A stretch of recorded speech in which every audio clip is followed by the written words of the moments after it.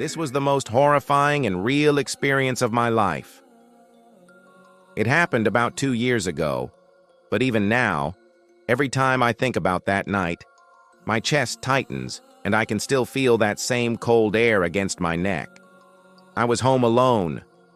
My parents had gone out of town for a family wedding, and I had volunteered to stay behind to take care of the house. I was used to being alone. I actually enjoyed the quiet sometimes.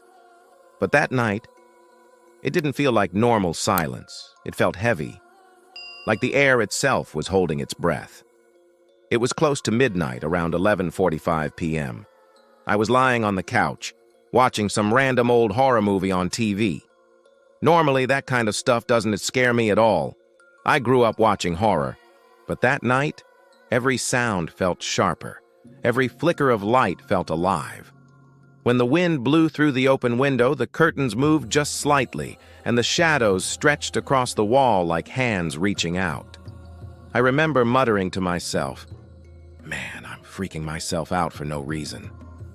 I grabbed the remote and turned off the TV. The second the sound stopped, the silence hit me harder. That's when I heard it. A faint click coming from the kitchen. The sound of the light switch flipping on and off. Once. Twice. Then it stopped. At first, I thought maybe the wiring was acting up. Our house wasn't new, and the kitchen lights sometimes flickered during storms.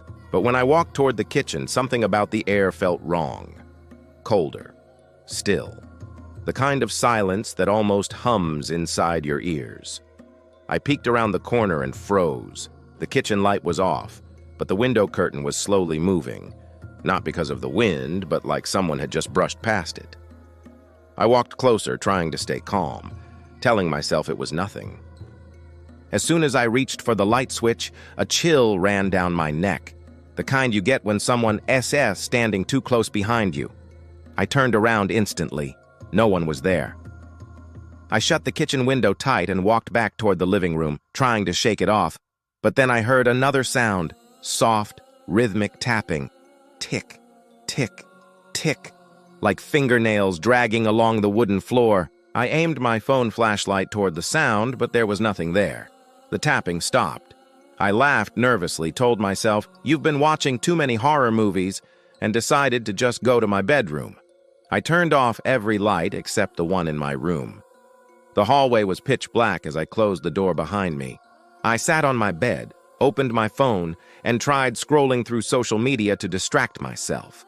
That's when I saw it. A shadow move under the door. At first, I thought it was just headlights from outside, but then I realized the light wasn't moving. The shadow was. It was like someone's feet passing just outside my room. I muted my phone and listened.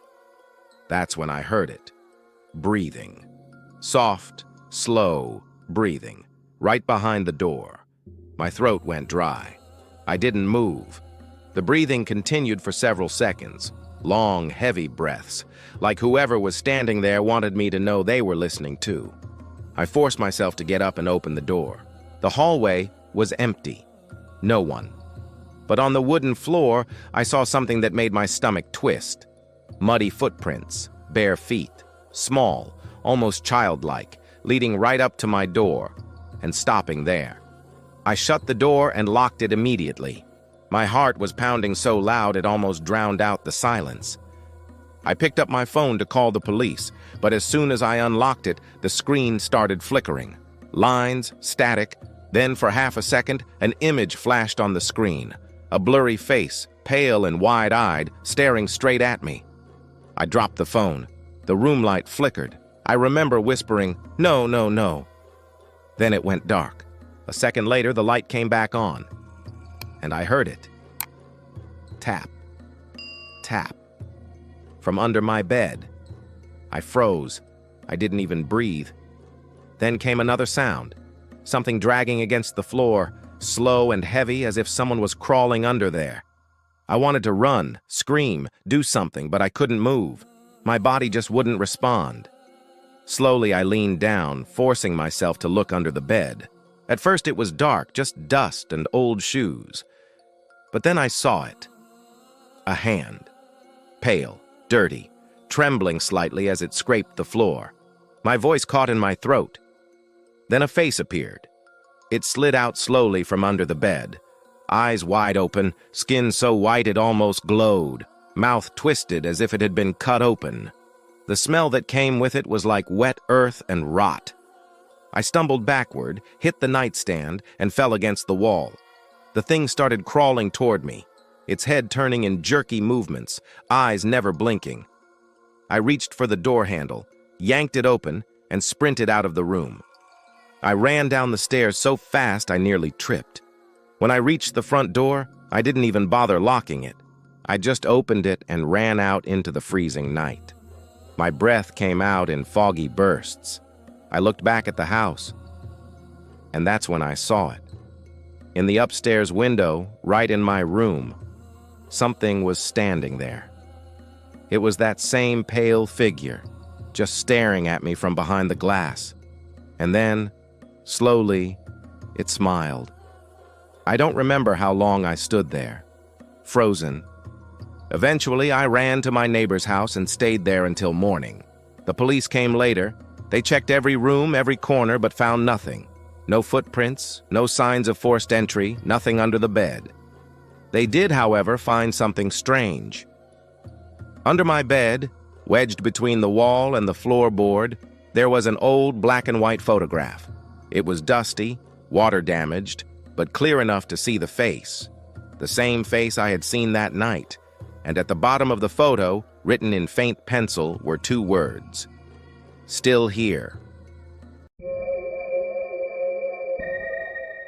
I am Elina, and this is the most haunting experience of my life. I was 22 years old when it happened. There are some experiences in life you can never forget, no matter how hard you try. This is my real horror experience. It all began during my college internship. Everyone had gone home for summer break, but because of my internship schedule, I had to stay behind in the hostel. The entire building was almost empty. Just me and another girl named Zara. We weren't best friends, but since we were the only 2 left, we spent a lot of evenings together watching movies, talking late at night, trying not to feel too lonely. The halls that were once filled with noise and laughter had turned silent. Every footstep echoed. One night I was working on my laptop, trying to finish a report. It was past 2 a.m. Zara had said goodnight and gone back to her room an hour earlier. I had my headphones on, typing quietly, when I suddenly felt something move in the corridor outside. At first, I ignored it. The security guard usually did late rounds, but then the footsteps stopped right outside my door. I paused my music. For a moment, there was total silence. Then the corridor lights flickered. I waited. Nothing. My heart was beating faster now. Slowly, I got up and opened the door. The hallway was empty, but something was hanging from my doorknob. A small brass bracelet, old and a bit rusted, with a little bell attached to it. The bell gave a faint jingle as I touched it. I frowned, thinking Zara might have dropped it. I walked to her room and knocked, whispering her name. From inside came a faint sound, like soft whispering, quick and muffled. I pressed my ear to the door and said, "Zara?" But the sound stopped. No response.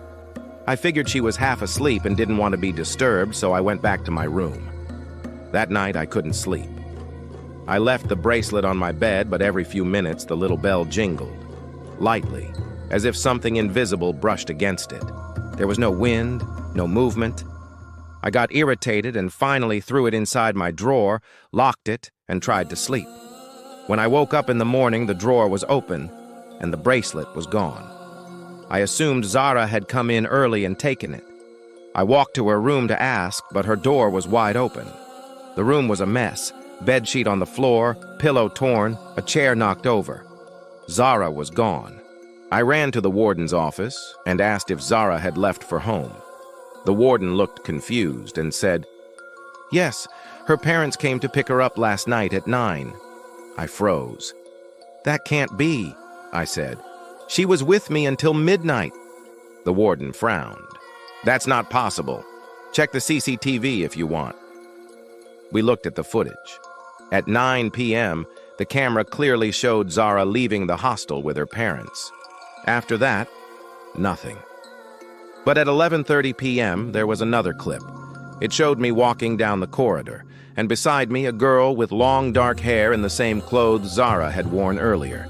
But her face was blurred, completely distorted like static on a broken television. The warden turned off the screen and whispered, "Maybe you should rest, Alina." I went back to my room trembling. On my bed lay the bracelet again. The bell gave a faint metallic ring even though there was no movement.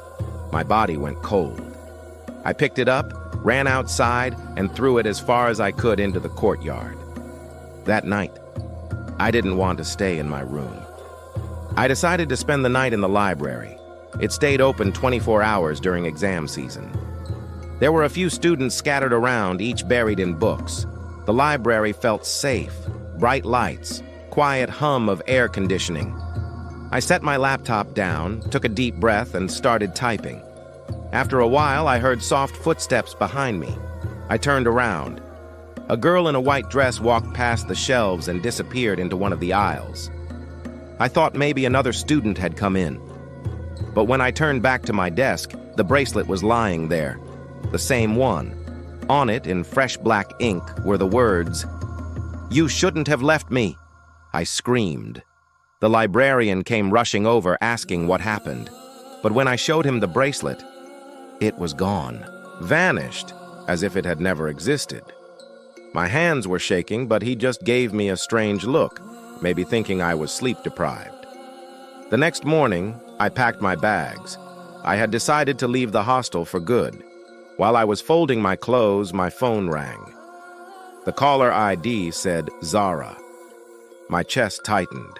I answered with trembling hands. At first, silence. Then a familiar voice whispered, "Why did you leave me alone last night?" The call ended before I could respond. I dropped the phone, grabbed my bag, and ran. I didn't even check out. I went straight outside, hailed a taxi, and left the campus without looking back. For a few days after returning home, things felt normal. I convinced myself it was just stress, maybe my mind playing tricks. But at night, when everything went silent, I could hear that faint bell sound again. Ting, ting, ting, ting, like someone walking slowly around my bed. A week later, I was standing in my backyard when I heard it again. The same delicate jingle of the bracelet. The air was still. No wind. But then, right beside my ear, a whisper, soft, familiar, almost pleading. "Alina, let's finish our project together." I dropped the glass I was holding and ran inside, locking every door. That night I couldn't sleep, and I haven't slept peacefully since. Months later, the college warden called. His voice was uneasy. He said they had finally opened Zara's old locker, and inside was a small brass bracelet with a bell attached. On the locker wall, someone had scratched a message. "She promised to stay."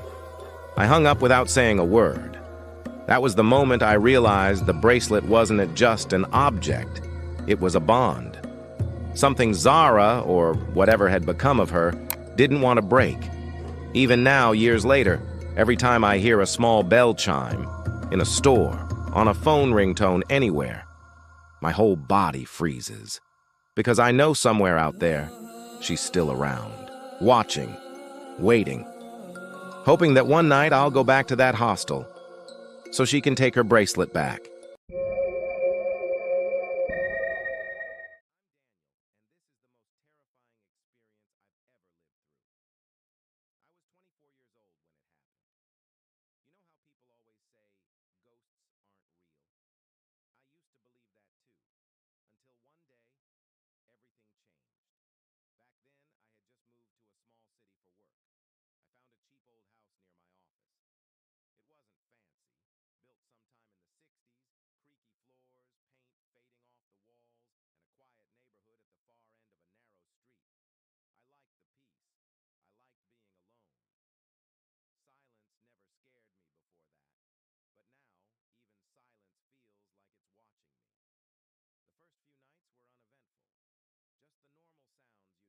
from an old house. Wood settling, doors creaking, the wind brushing against the siding. But on the fourth night, something happened that made me question everything. I was working on my laptop when I saw a shadow pass behind me. Quick, blurry, almost human. When I turned around, there was no one. I shook it off, thinking maybe it was just my imagination. But then, I heard something. A faint whisper right behind my ear. Shh. My whole body froze. The air in the room suddenly turned cold, like I'd stepped into a freezer. I grabbed my phone's flashlight and checked every room. Everything was locked, every window shut tight. I laughed nervously to myself and said out loud, "Okay, Daniel, relax. You're tired." But when I walked back into my room, my chair moved, just slightly, by itself. I stared at it for a long moment, my heart pounding so hard it hurt. The next morning, I convinced myself it was stress. I tried to ignore the thought and get on with my day, but things only got weirder. Sometimes I'd hear soft footsteps down the hallway when I knew I was alone. Sometimes the bathroom light would flicker on its own. One night I fell asleep on the couch and something woke me up. A voice, low and breathy, whispering right into my ear. "Get out." I shot up, heart racing, and looked around. Nothing. I tried to tell myself it was a dream. But the next morning, there was writing on my bathroom mirror. Big, black letters spelling out one word. Leave. That's when I knew it wasn't just my imagination. Someone, or something, was in my house. I wanted to move, but I had just paid the rent, and I couldn't afford to lose the job. So I stayed, telling myself I'd leave if it ever got physical. I wish I had never made that deal with myself, because that night, it did get physical. I woke up around 3 a.m. to the sound of breathing. Not mine. Deeper, slower, heavier. My room was dark, but as my eyes adjusted, I saw it. At the side of my bed, there was a figure. Tall, completely black, like a human shadow standing upright. It didn't move. It didn't speak. It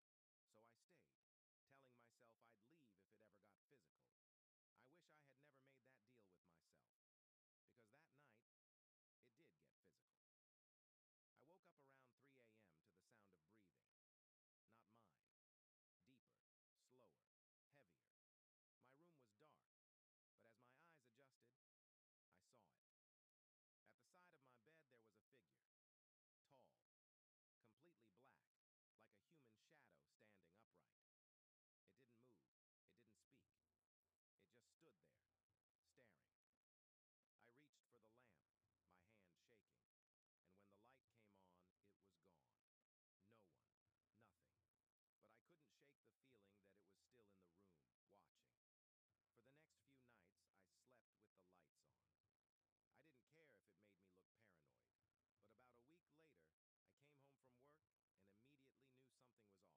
the feeling that it was still in the room, watching. For the next few nights, I slept with the lights on. I didn't care if it made me look paranoid, but about a week later, I came home from work and immediately knew something was off. My front door was open, not wide, but just enough. I was sure I had locked it that morning. I stepped inside, and a strange smell hit me, like burnt rubber or fabric. I searched the house, but there was no source for it. When I walked into my bedroom, though, my stomach dropped. There was a burn mark on my bedsheet, right where I sleep. I didn't think. I grabbed my bag and ran out. I stayed at a friend's place that night. He laughed it off, saying, man, you're just tired. Old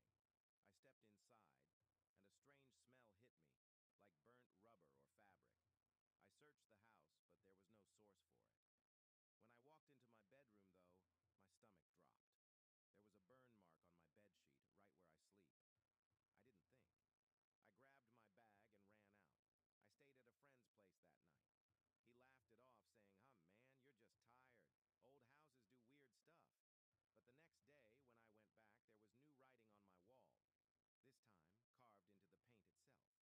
me, "If it happens again, don't stay." I felt better for a while. Maybe a few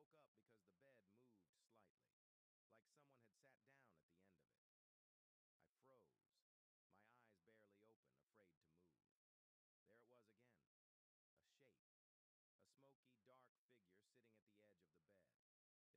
But peace never lasts long in haunted places. One night, around 2:30 a.m., I woke up because the bed moved slightly, like someone had sat down at the end of it. I froze, my eyes barely open, afraid to move. There it was again, a shape, a smoky, dark figure sitting at the edge of the bed. It looked human, but it wasn't solid. Its form was shifting, like mist trapped in a human outline. Slowly, it leaned forward, closer to my face. I wanted to scream, but my throat locked up. I couldn't breathe. I couldn't move. All I could do was stare